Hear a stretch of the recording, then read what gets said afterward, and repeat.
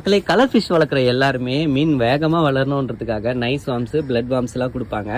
அப்படி ஒரு வார்ம்ஸ் தான் என்னோட மாடி தோட்டத்தில் இருக்கிற தொட்டியில் தானாகவே வந்திருக்குங்க. இங்கே பாருங்கள் எவ்வளோ ஒன்று வந்திருக்குன்னு.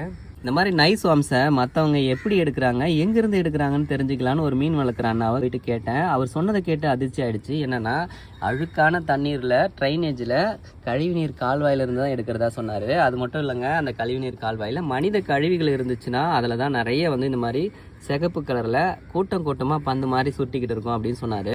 அதை தான் வடிகட்டி அலசி எடுத்துகிட்டு வந்து நம்மக்கிட்ட கொடுப்பாங்க. சரி, இதில் எப்படி நைஸ் வார்ம்ஸ் உருவாச்சுன்னா, இதில் ஒரு பனையேறி கண்டை செத்து கிடக்குதுங்க. இது ஒரு வாரத்துக்கு முன்னாடி பிடிச்சி வந்தது, தவறுதெல்லாம் இந்த தொட்டியில் விழுந்திருக்கு. இந்த மீன்லேருந்து தான் இப்போ நைஸ் வார்ம்ஸ் உருவாயிருக்கு, அதாவது கெட்டு போனதுக்கு அப்புறம். முக்கியமாக இவ்வளோ அழுக்கு தண்ணியிலிருந்து இதை எடுத்து கொடுக்கறதுக்கு முக்கியமான காரணம், மீன்கள் இதை சாப்பிடும்போது நல்ல வளர்ச்சி வேகமாக இருக்கும். இனப்பெருக்க காலத்தில் முட்டைகள் நிறைய இட்டு நிறைய தரமான மீன் குஞ்சுகள் கிடைக்குதுங்க. இது இருந்தாலும் இதை பயன்படுத்தும் போது நல்லா அலசிட்டு பயன்படுத்துங்க. இதில் நிறைய பாக்டீரியா இருக்கிறதுக்கு வாய்ப்பு இருக்குது. நன்றி.